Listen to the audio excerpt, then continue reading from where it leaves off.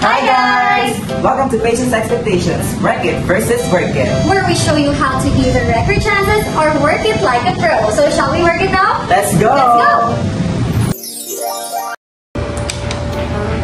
Kailangan ka. Ang katagal-tagal mo naman, wala naman akong araw dito. Ganyan ba lang boss na nakipag-usap, ma'am? Kung nagmamadali ka, ikaw mag-exercise sa sarili mo. Ma'am naman, nagtatanong lang yung patient eh.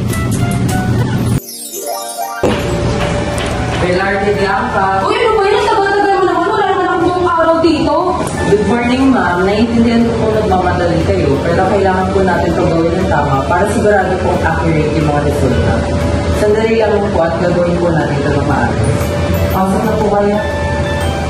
Ganun ba? Guys, so ang tamang gagawin kapag si patient ay tinitawag na, huwag maging turtle sa serbisyo. Bati agad, explain kung bakit, at bigyan ng mabilisang action. And additional knowledge, according to Ms. Lilia Torres to her book of Patient Care, 9th edition, page 57, the radiology technologist must act in a professional manner, respond to patient needs, and support colleagues and associates in providing quality patient care.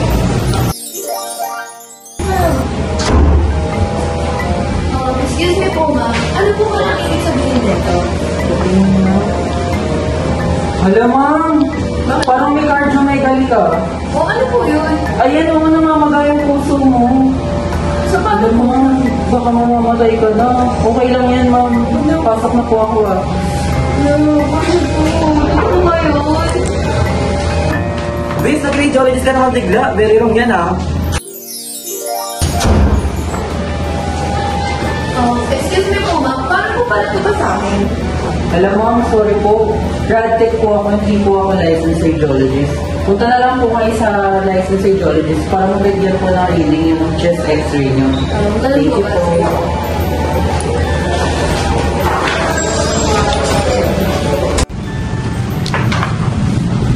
Kapag naman tinanong ka ni patient kung anong diagnosis sa x-ray, huwag magpaka-doktor ha. Dahil we as a Radtech, we don't diagnose. We just produce high-quality images.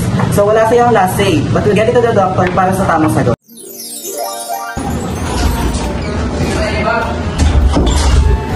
Porque contigo yung eskuhi? Ahora may corazon ta supli? Ano sinasabi nyo? Kasi simple lang yung tapi di. Tapos gusto nila ako yan eh. Init naman agad ng ulo ng Radtech. Mali mo naman, nagtatanong lang kung saan yung CR, di ba? Ikaw naman.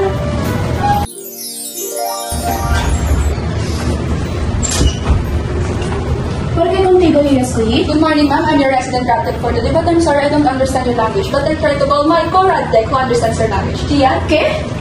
Hola, soy Dora. Feliz Navidad. So, kapag hindi maintindihan ang language ni patient, huwag mahiyang tumawag kay Radtech na may superpower sa language skills. Sabi nga, di ba, teamwork makes the dream work. So, huwag matatakot humingi ng tulong ha, para maging smooth ang process. Right, that's a wrap up on Patient's Expectations, Wreck It versus Work It. So guys, remember, keep it cool, keep it professional, and always work it right. Hope you learned something and enjoy our video.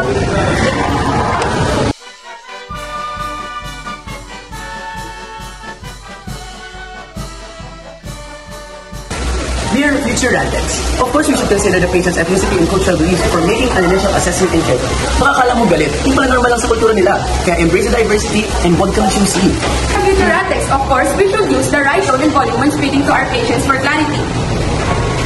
Ano po yun? Huwag masyadong mahina, hindi naman ASMR session ko, di ba? Speak clearly. Let our words heal too.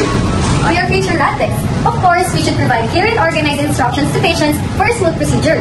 Huwag iwan ang pasyente sa dilim, magbigay ng gabay. We are future Radtech. Of course, we should communicate clearly and therapeutically with our patient to make them feel comfortable. Hindi yung English ng English ka dyan na parang nagde-debate. Baka biglang mapalosbid si patient, ha? We're future Radtechs. Of course we should document all reports accurately. Pag walang ebidensya, parang chismis lang yan. Kaya dapat may pruweba para walang lusot. We're future Radtechs. Of course we should focus on patient's concern and set aside personal matters during imaging. X-ray muna. Bago yung X, kahit broken hearted ka pa, trabaho lang.